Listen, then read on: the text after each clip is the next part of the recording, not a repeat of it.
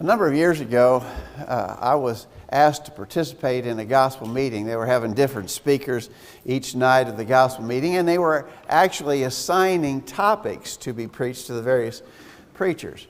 I was assigned the topic of preaching about the evil influence of television on Christians. Now, this is a number of years ago, way before the internet became a big thing, and TV was a particular challenge. And so I appreciated the assignment, and it was meaningful to me. I needed the sermon as much as anybody else, and so I preached that sermon, and I actually used that sermon a number of other times in other gospel meetings in different places. It turned out to be very helpful to me, an assigned topic that helped me. Sort of an interesting side note, that first night that I preached that sermon, I get it, the topic was the evil influence of TV. The invitation song that night was, "When Jesus comes, will he find us watching?" And I almost broke out laughing. And I had to think, yeah, very likely he will find us watching TV. But my point was, that was an assigned topic that I needed that was helpful to me. Well, tonight I have another sermon request. Someone asked me to preach about a topic that I also need. I need almost all the sermons I preach are topics that I need. And that's not too surprising. But this one in particular was an interesting request, and I think I need to study about this. The request was to preach about grandparents from the Scriptures.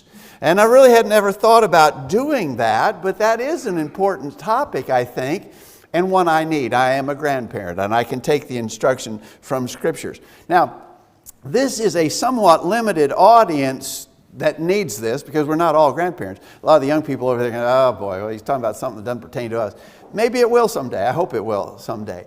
But interestingly, I got out the church directory and I did a quick count, and I counted at least 36 of us who are in the directory who are grandparents. So it's a bigger audience than you might imagine. A lot of us are grandparents, and that's a good thing. So the rest of you all can listen. We're talking to the grandparents tonight primarily.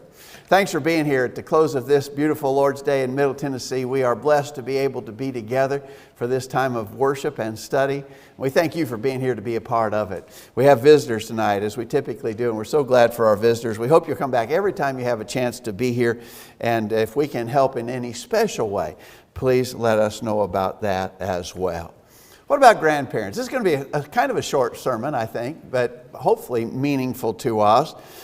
First of all, let's just make what I think is an obvious point, and that is grandchildren are a rich blessing from God. I don't think that I have to convince the grandparents who are here tonight of this point.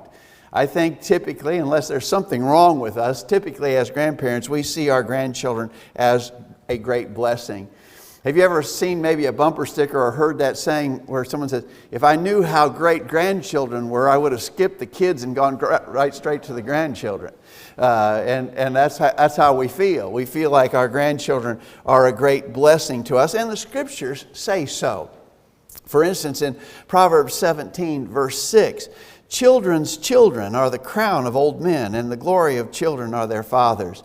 I always like it in the King James Version particularly, where instead of grandchildren, it calls them children's children. Well, that's obviously our grandchildren. Children's children are the crown of old men. When the Scriptures talk about things that are a blessing, there is an implied point to that suggests we should be grateful for such blessing. And so, grandparents, do you stop from time to time and in the course of your regular prayers, do you thank God that you have been blessed with children's children? They are certainly a blessing.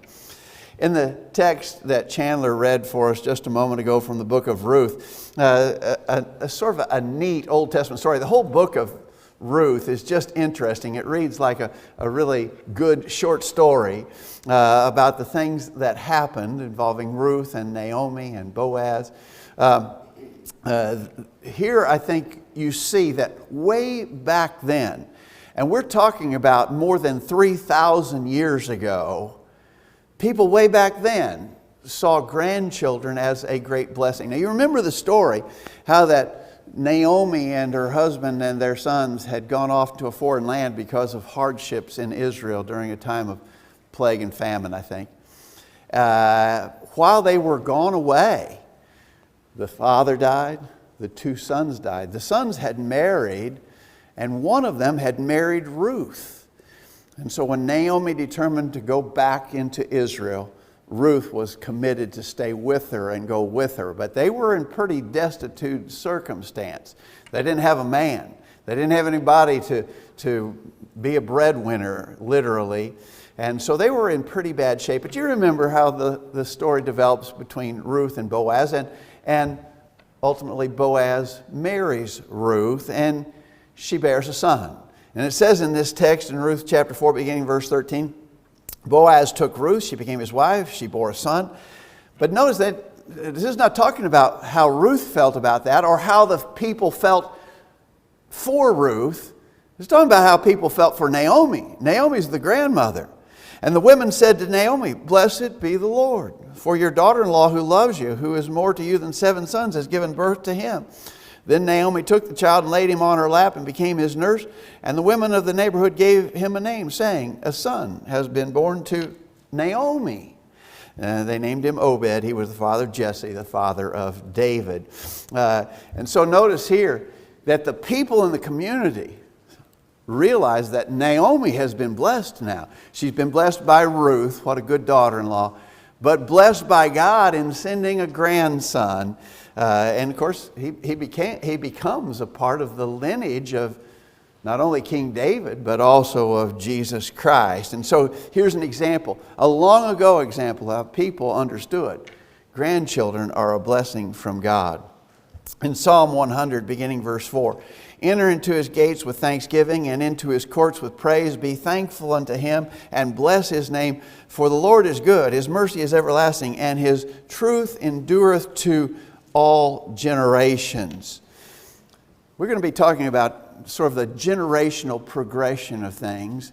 And that's what this is. Of course, there's us, and then there's our kids, and then there's our grandkids. And so typically, and lots of times these days, we might go one more generation to great-grandchildren, but this is a generational thing, and we need to understand God's blessings to all generations. So first point, a simple one, and that is that we should see grandchildren as a rich blessing from God and be grateful for them.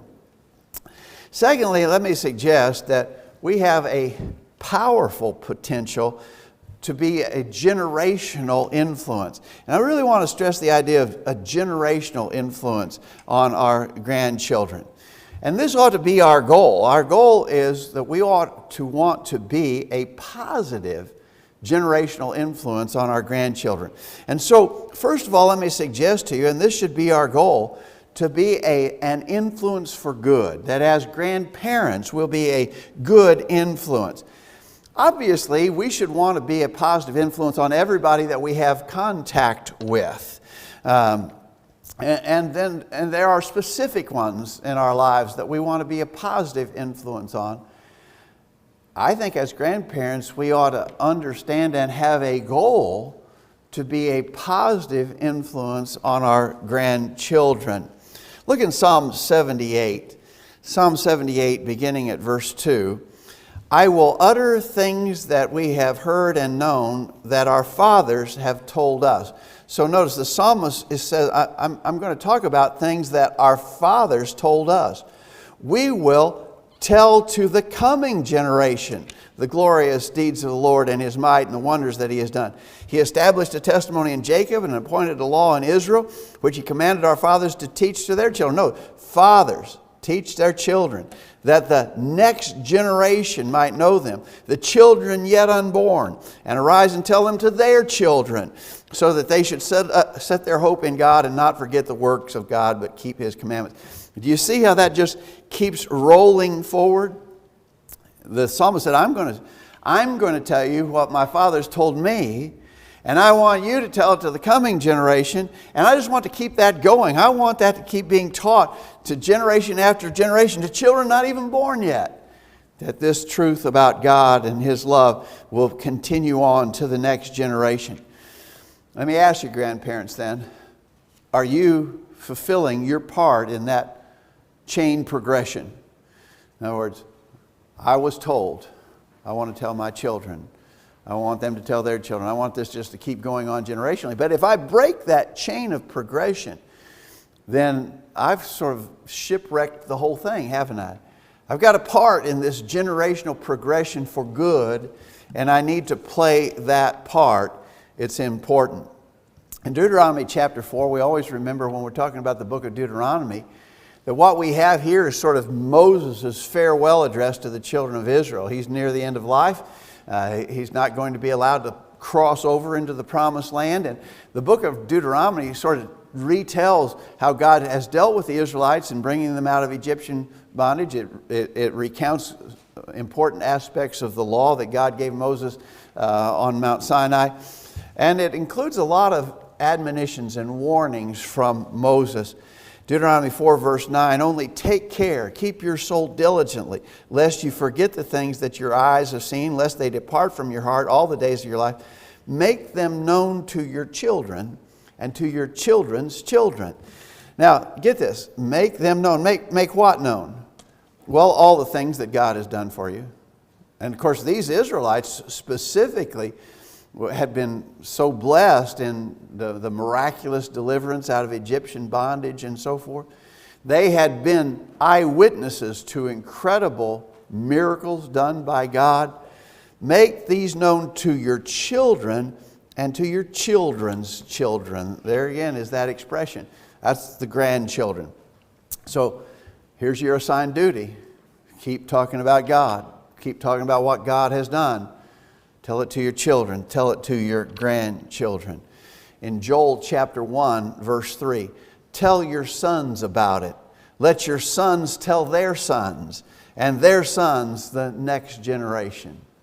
So again, we're just a step away from breaking that important progression.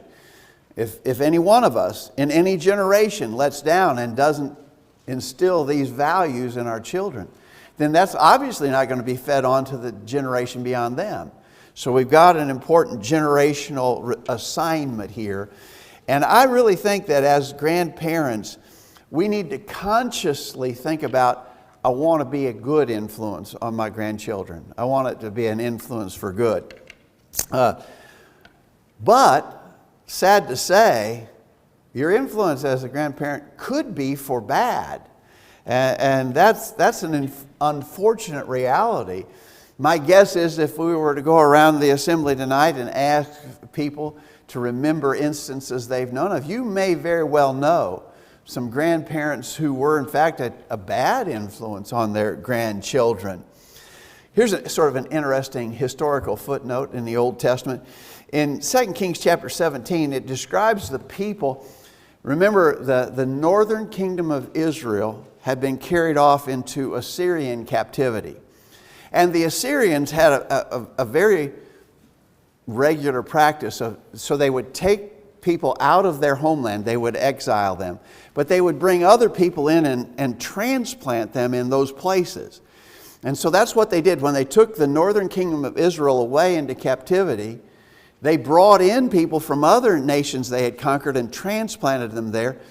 The descendants of those people that they brought in became the Samaritans of our New Testament history. But those were these people. So they weren't native Israelites, and they didn't really know about the true God of heaven, but they tried to pick up the practice of worshiping this God, but they weren't genuine in that, and they weren't sincere. Notice 2 Kings 17:41. So while these nations feared the Lord, they also served their idols. Their children likewise and their grandchildren, as their fathers did, so they do to this day. So these nations, again, these were the transplanted nations that the Assyrians brought in. And so, yeah, they nominally would worship the true God of the Israelites, but they kept worshiping their idols too. They did this, their children did this, their grandchildren did this, and it just keeps on going. Okay? So here's a case, a specific example of an influence for bad. We certainly don't want to be in that circumstance.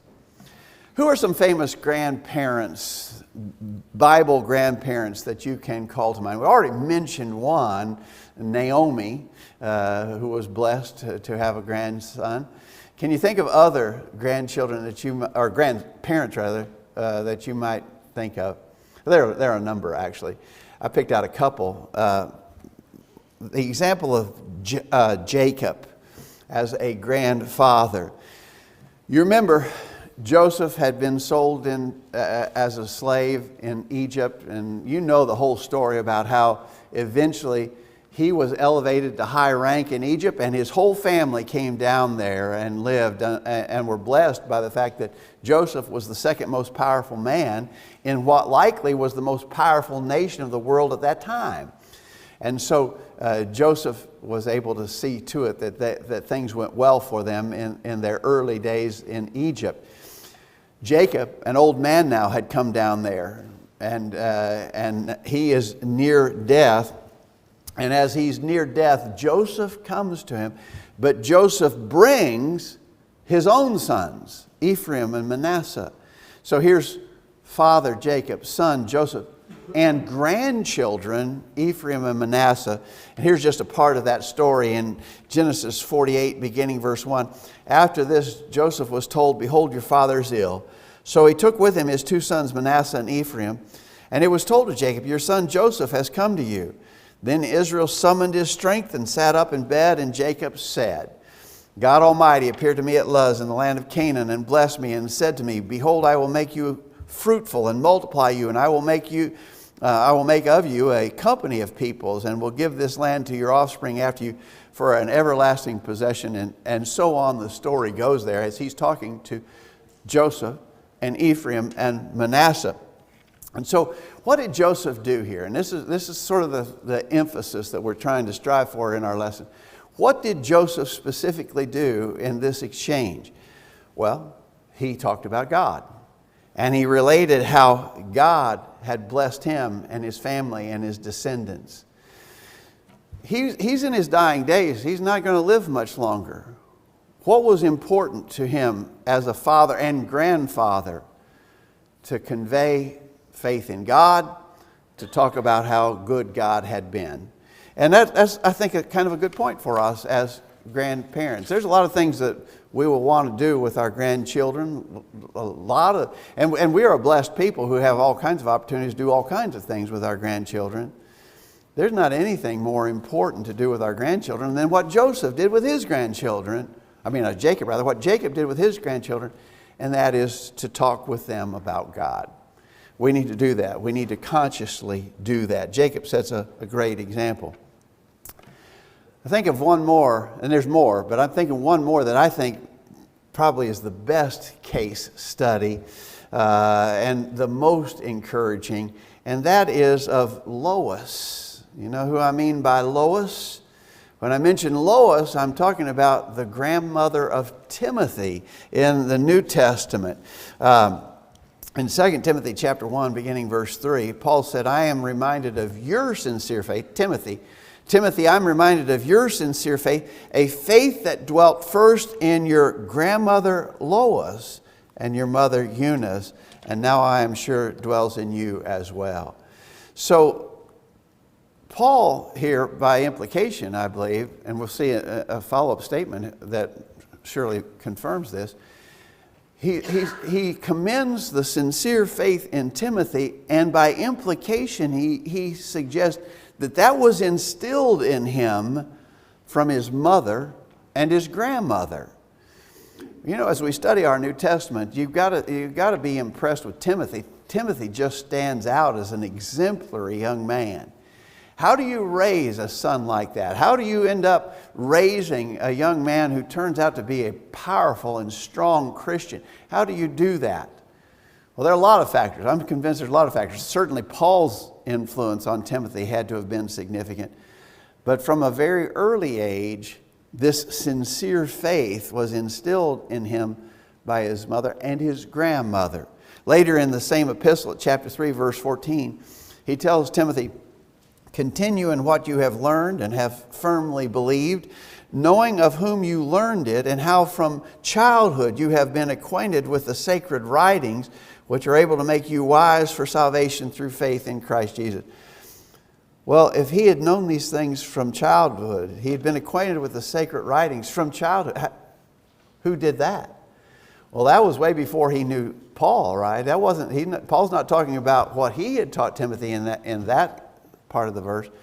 He's talking about what his mother and his grandmother had taught him. From a child, they had taught him the sacred writings. And so they stand out as a great example for us. Wouldn't it be a wonderful thing if at some point in the future someone is talking to one of our grandchildren and they commend them for their faith and say, and I know that same faith you have, your parents had, and your grandparents before them. Wouldn't that be a great thing to say? We can strive for that. We got some good examples there of Jacob and Lois. Let me suggest to you that grandparents need to aid and not hinder the work of parents in rearing their children. As we've tried to point out, grandparents can and should be a positive influence for good. We all, as grandparents, should set that as a goal. Certainly, we should make it a point to not do any harm, to do no harm, to not hinder in any way the important job that parents have in training and rearing their children. We've pointed out frequently that child rearing in the modern age is a tough job. As I've said to young parents before, you all are dealing with challenges in child rearing that nobody else has ever known in the history of time. Child rearing has always been a difficult thing. It's a difficult thing now, and you have some additional challenges that we didn't face when we were raising our kids. The internet didn't exist when we were raising our kids. A lot of the evil influences that are in the world today weren't even there. I mean, there's always been evil influences in the world, but Satan's got some new tools to use, and that you're having to battle against those things. You've got a tough job as parents. Let it not be the case that we as grandparents hindered that in any way. I was talking to one of our members, and he told me a sad episode in their efforts to raise their children. He said that they had pretty strict rules about modest clothing with their daughter. That's good. That's the way it ought to be. If our children are going to learn modesty, who are they going to learn it from if they don't learn it from us, right? So he said they had some pretty strict rules about the kind of clothes their daughter could wear. But when the daughter would go off and spend a day or two with the grandmother was buying immodest clothes and sending them home with the granddaughter. They'd have to go through those things and throw that out. Can you imagine that? Again, that goes to the bad influence that we were talking about earlier, and actually throwing a roadblock or a hindrance in the path of parents trying to teach their daughter how to dress modestly. That's a sad story to be sure, but I don't think it's an isolated case. I think that happens too often. Sometimes as grandparents, there's the temptation to interfere in, for instance, matters of discipline. And that maybe as grandparents, we allow things to take place when the grandkids are with us that we know their parents do not allow. We know the parents have a rule against this, but when they're with us, we'll break those rules. That's just wrong. That's just wrong. And when we do that, then we are hindering the important work that the parents have to do, and that must be avoided. There's a principle behind this, and it's taught very early in the book of Genesis.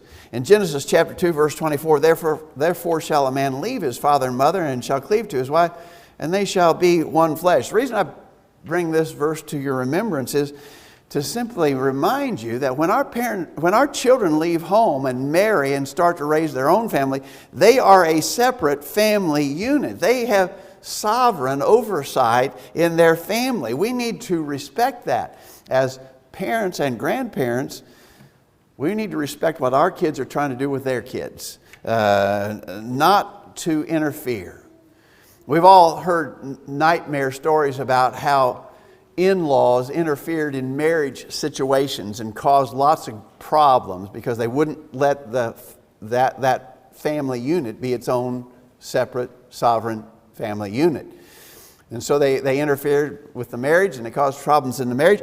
And it may be, and often does happen, that they interfere with the child rearing and cause problems there as well. I think this specifically is seen in matters of discipline, grandparent interference in matters of discipline. You know a couple of familiar statements from Proverbs. Proverbs 22:15, folly is bound up in the heart of a child, but the rod of discipline drives it far from him. Oh yeah, but I don't want to see, I'm a soft-hearted grandfather. I don't want to see you whipping my grandchildren. Don't do that. Well, wait a minute, I'm interfering with biblical truth. Biblical truth says that child needs that discipline. And if I interfere, I'm doing so to their peril. Proverbs 19, verse 18, chasten thy son while there is hope, and let not thy soul spare for his crying. I guess what we're saying here very simply is don't get in the way. Don't get in the way. Child discipline is never a pleasant task. Don't get in the way. When your kids have to discipline their kids, don't be a grandparent who interferes. And so there's some thoughts about grandparenting. It is a subject taught in the Word of God, to be sure. And just simple takeaways: see our grandchildren as blessings and be grateful. Make it a goal that you'll have a lasting positive influence on your children for spiritual good. We're not talking about, I want to teach them how to run a business. I want to teach them how to be a successful entrepreneur. No, I want to help teach my grandchildren to be godly people, faithful servants of God. So make that a goal, and then do no harm. Don't get in the way. Don't interfere. As your kids are trying to raise their kids, don't be a grandparent who interferes. Thanks for your attention to what we've had to say. Hope it's helpful. Again, somewhat got a little bit of a narrow scope of who may benefit from this lesson. Our young people, they don't even have kids yet, let alone grandkids. A lot of our young families have kids but no grandchildren. But there are a number of us who do have grandchildren, and the Word of God speaks to us about that job. So hopefully that's helpful. Thanks for listening. We're going to sing a song of invitation. As we sing this song, we'll just simply ask everybody, make sure your life is right with God. If you need the prayers of the saints, or if you need to obey the gospel, if we can help in any way, let us know while we stand and sing.